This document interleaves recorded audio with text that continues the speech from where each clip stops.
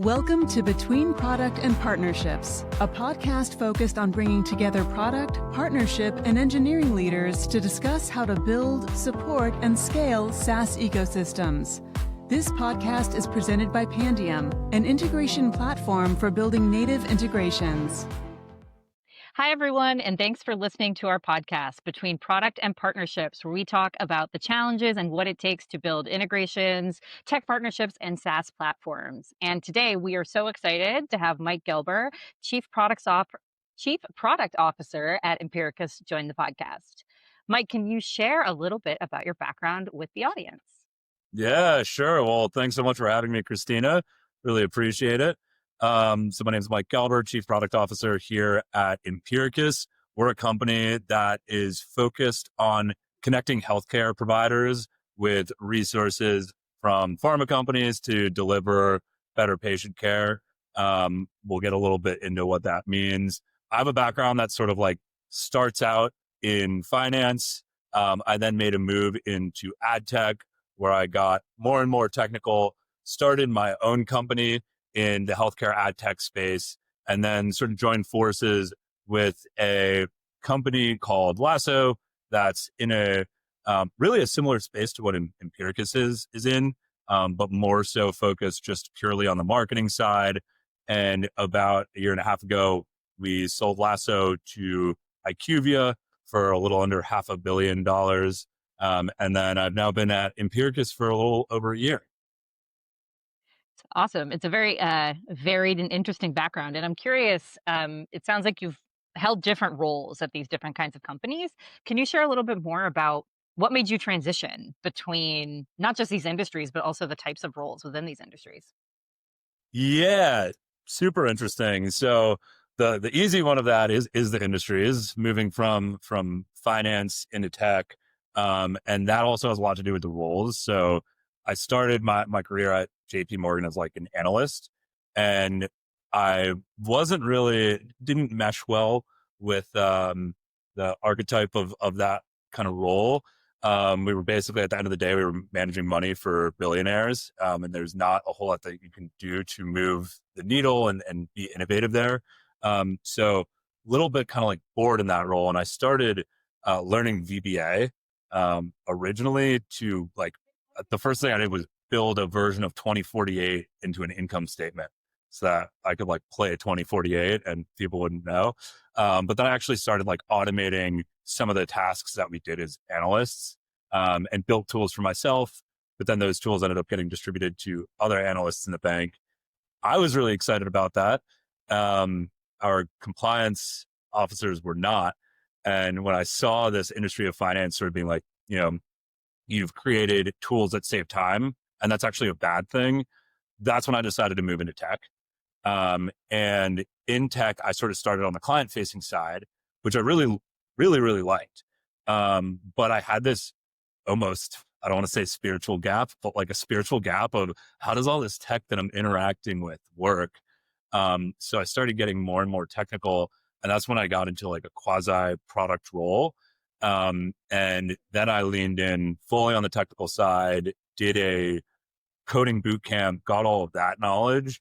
And when I took that to start my own company is when I was able to get not only the technical side, but also the commercial side, and selling to customers, also building partnerships, also doing work on the legal side. And honestly, I think all of that kind of comes together to form what is a product role. It's like the nexus of all those technical aspects with the commercial aspects as well.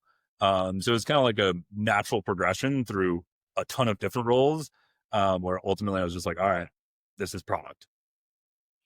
And why start your own company? Like, if it sounds like you have a great sort of product acumen, and I agree with you about sort of the types of things that you think go into product. There are definitely product roles at some companies that are what I would consider to be more like academic. It's like, do an Yeah. opportunity assessment and present a PowerPoint, which like is legitimate. It's just not what you're describing, and I don't think it's not the same as working in a small tech company.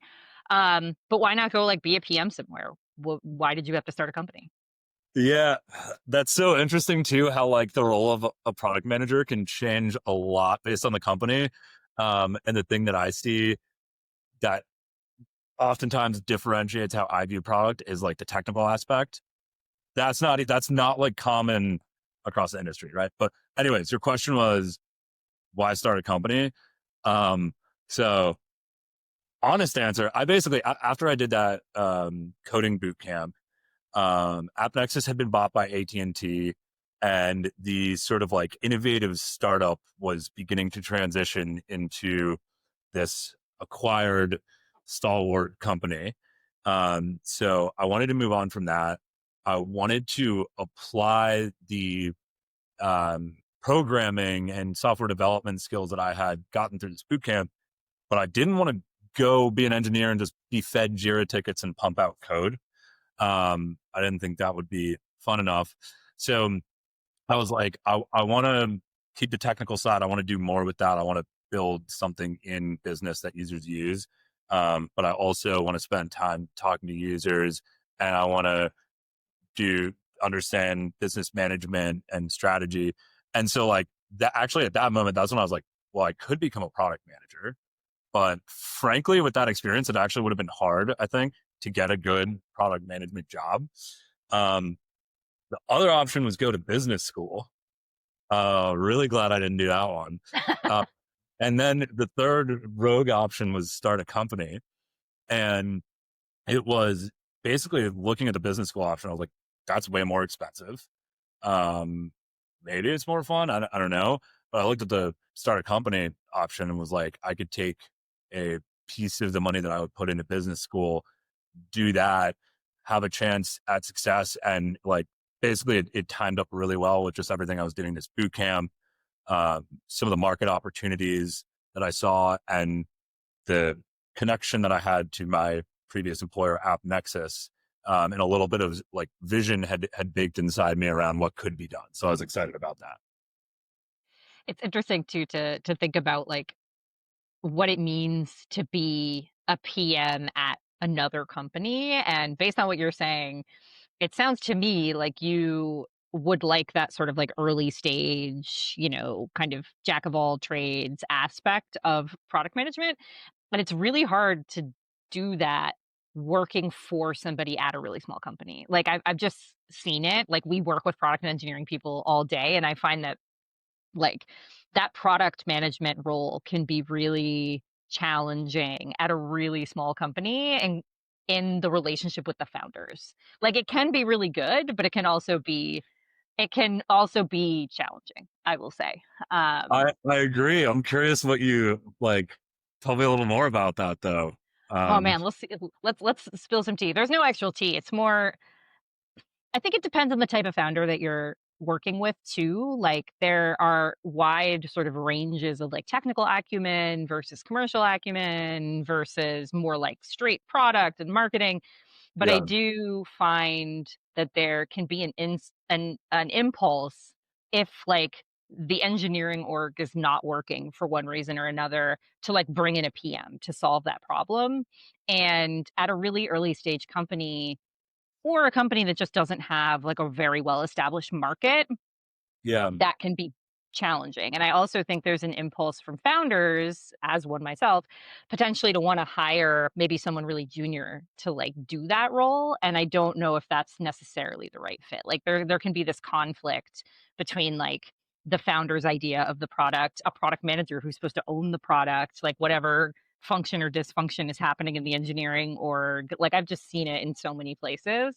Um, that I empathize with the idea that like you just have to go do it yourself. Like like I'm just going to start a yeah. company so that I like, because you don't fit well necessarily into a lot of different orgs. And I think it can definitely work. I've just seen a lot of different versions of that relationship over the years. I'm curious if you agree. I could also just be making all this up. So No, it's so fun. So I think I have a word for that.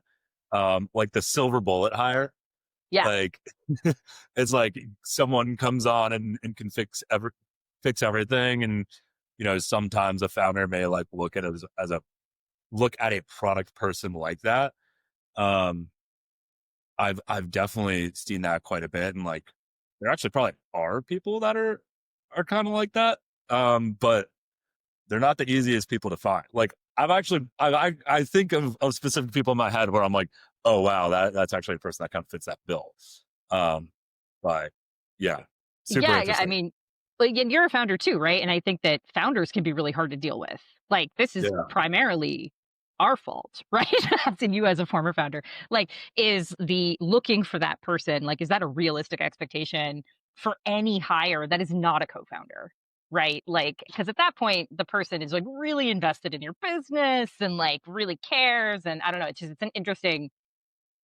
an interesting balance, I think. And as you were describing, like what you enjoy about product management, I was thinking to myself, like a person taking that role at a small company can be very hard. It can be great too if you find the right fit.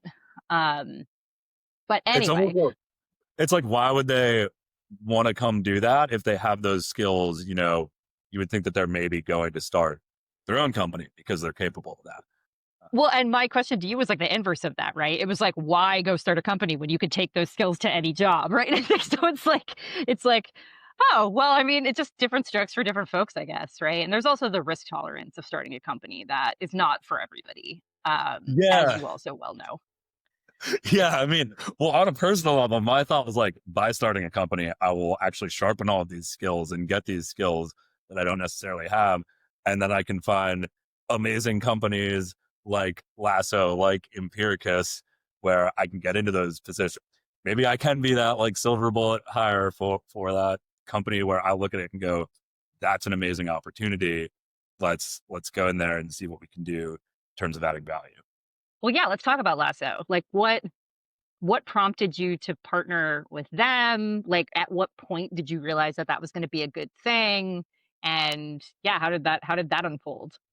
Yeah. So when I started Ad House, that's when I met the co-founder of Lasso, and we basically realized we had non-competitive, like adjacent business models. Ad House was focused on helping healthcare providers or HCPs advertise to patients, and Lasso was focused on helping pharma advertise to HCPs. Um, and we, I obviously first time starting a company, and there was some synergies around like the enterprise software that we were using, for example, AppNexus, like access to that industry expertise, connections. And like at the end of the day, it was actually the longer term vision of when both of these businesses grow and mature, they mesh really well together. And there's opportunities for data sharing, like co-building products, things like that. So it was a longer term vision. It was also like the ease of just getting the business off the ground. It frankly kept our costs lower and allowed for partnership on both sides. What I guess what did you learn through that acquisition about growth and how you liked kind of going through that process and then working for another company again? This is super specific, but honestly, I think I learned the importance of sales and how to sell. The biggest takeaway that I had from Ad House was the idea of like finding product market fit and really selling it before you build it. So that was something that a lot of people said to me, like, oh, well, see if you can get users before you build this. I'm like, but we don't have like, it's all about the user experience, and we don't have the software, and they're not going to buy it if they don't have it. And it's like, that's always just an excuse. You can find creative ways to get people, see if you can get people to sign up for something before you go and invest either hundreds of thousands of dollars or tens of thousands of hours into building the software. Well, now with vibe coding, it's maybe tens of hours, but um, always find out if people want to use it before you build it. And that is something I tell that, like, when people come to me today for advice on starting a company, I always give that piece of advice, but I preface it with, I don't think you're going to follow this, and I think you actually have to learn it on your own. I'm going to tell it to you anyway. But I was told this multiple times, and it just didn't internalize. And now for me, like, the first thing that I always think about is, are people using it? Maybe you have a thesis, but like, get dollars in the door before you go and build something. How would you advise that folks do that? And I know it's going to be different for different industries, but like you working in like a healthcare and healthcare adjacent industry, there's like a pretty high barrier to getting Yeah. into a lot of like whether it's individual doctors or these pharma companies, like how would you start that even in just that industry? Yeah. So didn't say it was easy. But it 100% will vary. But um I think I'm going to use a friend of mine that has like a company idea that he's been workshopping now. And he kind of like already went through this whole process. Um, he wanted to create a app that was like a mixture of LinkedIn and like Hinge for like freelance workers, like mainly like event photographers. I don't know. Just a swiping factor on Hinge. Sure. Um, and so like there's a couple of different ways that you could do that. Today with vibe coding, I was like, okay, we'll go build a prototype, just get it on the app store so you can get people to download it. But like the way that I think is really good is actually trying to offer it as a service where you can first. And if that means like putting a UI on it or something, and then the back end is literally you going and creating profiles for people, or going and like in his case, it'd be like someone needs a photographer for an event. Can you then go source, here's portfolios that are all in the same format for these 5 photographers. Here's reviews that I have on them, like super manual version. But do you do that? And then does the user want to use it again before you go try and build this huge company, get a really expensive piece of software, and then no one wants to use it? That's specific to like a consumer, 2-sided Mhm. app. There's different versions of that for pharma and stuff, but yeah. Yeah, I think I'm a big fan of services like generally. I think there's ways to do it in a B2B context where you're like not losing massive amounts of money and it allows you to dog food and like also build a lot of trust with your buyer or your user. I'm Yeah. not sure if you guys did that like when you were selling into some of these pharma companies, but like I think you can get over a lot of product maturity challenges if folks like trust you and are feel like you know what you're talking about, like, as an actual human or the people that work with you. Because I can't even imagine what it would be like to try to, like, sell a newer product into that type of market. Like Yeah. I mean, so the first time we sold, like the first client that we sold on Lasso we did that fully managed service. mhm. And I will tell you that the software was not ready. Like the back end was like effectively non-functional, and we were running these as managed service campaigns. We were able to give a platform demo, but like the client absolutely loved us because what we delivered was amazing. And then it doesn't matter because eventually we built it into the software. But that creates you're taking off at the beginning of the runway instead of like building an entire runway and then, you know, taking all that time to launch. Yeah, I mean, there's also, like, MVP scope creep, I think that can happen if you don't have that, like, sort of like, that live user interaction. Like, if you ask Yeah. people what they want, they will tell you, like, everything. But if you observe what people actually need to achieve the goal, that can often be a small subset of what people say they want. And this is all for our listeners.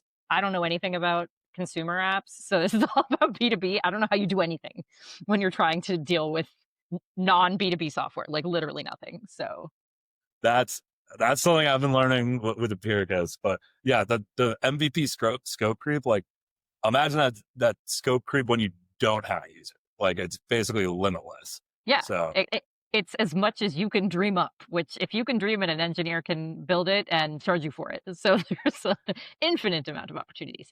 Let's talk about Impiricus. What made you join them after starting a company, merging with another company, and now going to a PM role, as we were discussing before? What about it excited you? yeah, so a lot. Okay. The I'll break it down into like product and then company. The product was really exciting to me because when the first time I heard about Empiricus, basically all the messaging behind Empiricus from the market was just around SMS. Empiricus is a lot more than just an SMS company, but they were really the first to do HCP SMS in pharma. And I heard that, and frankly, at first I was like, had a lot of doubt. I'm like, oh, when I get a text message, sometimes I'll just like delete it, or I'll be like, why am I getting this message? And when I started understanding the story, from how Impiricus approaches it and the steps that they basically take to ensure that there's actually value add and that we're not spamming doctors, then I started thinking like, oh, this is actually pretty cool. Then when I heard about what was actually happening with the product in market and the fact that at Lassa, when I served millions of or billions of banner ads to millions of HCPs, and there was clicks and views and impressions and conversions or whatever, I never talked to a doctor that was like, oh, I saw this banner ad and got something useful from it. Or like, I was going to not prescribe my patient this drug because they weren't going to get coverage. And then I saw this banner ad and then I realized I could. Like that just never happened. And in SMS, this was really after I jumped, but I started seeing when I had the like, holy crap, this is like the right move moment. I started seeing, cases where HCPs were replying, either saying, cool, this is great, or I need more information on this thing. Or in the best case, like, I have a patient that I need help with getting on your medication that currently isn't able to get access to it. That is absolutely the only like one-stop shop for the industry, game-changing stuff on the product side. Company side, incredible people, super smart, scrappy, very little fundraising done, super organic growth, multiplying revenue every year, growing a ton, all the stuff that I look at and get like super excited about. Easy peasy. I'm curious, when you talk about the doctor feedback, are you, as the person running product, actually receiving that directly? Like, do you talk to these folks and like get to see that look on their face? Because I love that. Yes. And at multiple touch points, we have our co-founder is a doctor, so that kind of helps. We have an entire council of doctors that are closely involved in the Impiricus side, where they're just talking to us about how we should message HCPs, what kind of messages are useful, what's the framework around like how often and what times we should message. Then on the doc update side, we have like thousands of HCPs that we can call on at any time for feedback. And frankly, in the industry, that is it's like sad to me, but like very uncommon. We like biggest industry conference of the year happened kind of recently, Fierce Pharma. We were the only company that brought like healthcare providers from the field. We had like 5 HCPs there. And I'm like, why is everyone here talking about how to do this, but not involving doctors? So, yeah. I bet that gives you guys a lot more credibility too, right? Like being able to have folks there that actually are practitioners, more or less. Like that helps. It does. I mean, honestly, the focus is like building things that make doctors' lives better. Sometimes I think pharma will be like, oh yeah, that's cool. You guys have, doctors that are involved. But our focus is definitely like on, it just builds a better product. It's a flywheel situation. And I'm curious, and I think we're coming up on time here, but I'm curious at Impiricus, like how do you guys measure success in terms of maybe from the product, from the customer success, like, and how, if you're responsible for figuring that out, like how did you triangulate on those metrics?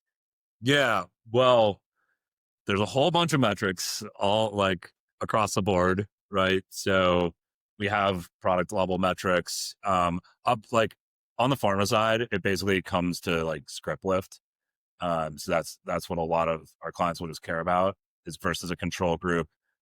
What did this group of HCPs do in terms of lift in prescribing behavior? On the HCP side, whole bunch of metrics, depends on the product that we're talking about. The thing that I care about there, this I guess isn't really a metric, but it's like the magic of like, can we give physicians a experience that is seemingly magic? And doc update, like they're able to go into this mobile app, request a sample of drug X, and then they get that delivered to their practice a week later.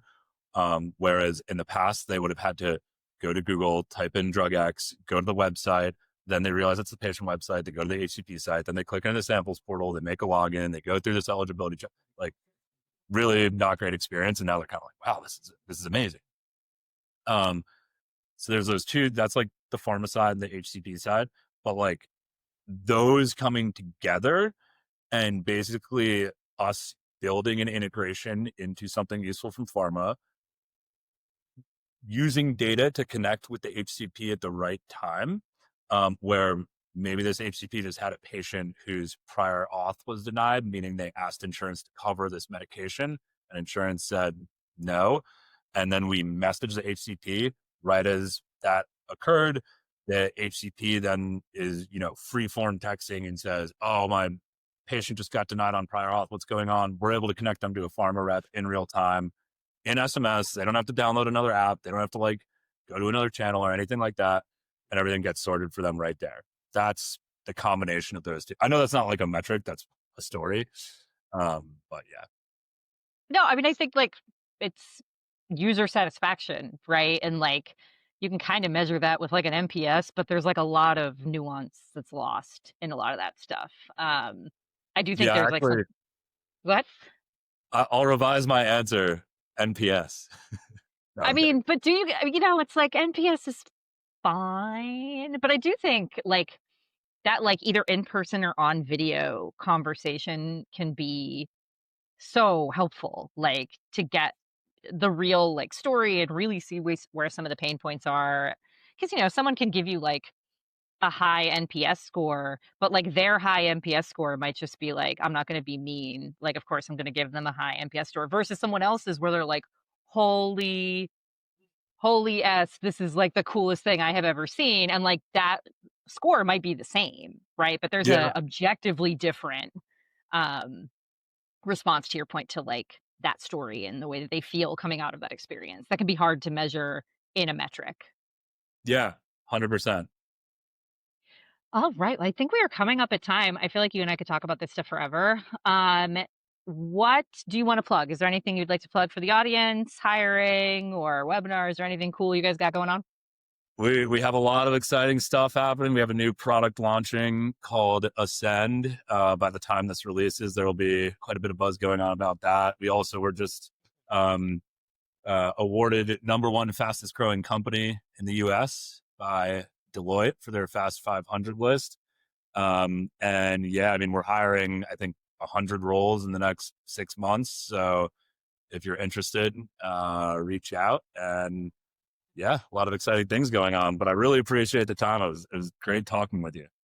I know, this is so much fun. Thank you again for spending some time with us. And to the audience, if you're interested in learning more about partnerships, integrations, product, you want worksheets, you want blog posts, you want more podcasts, pandium.com is the place to go. You can also find both of us, I'm sure, on LinkedIn.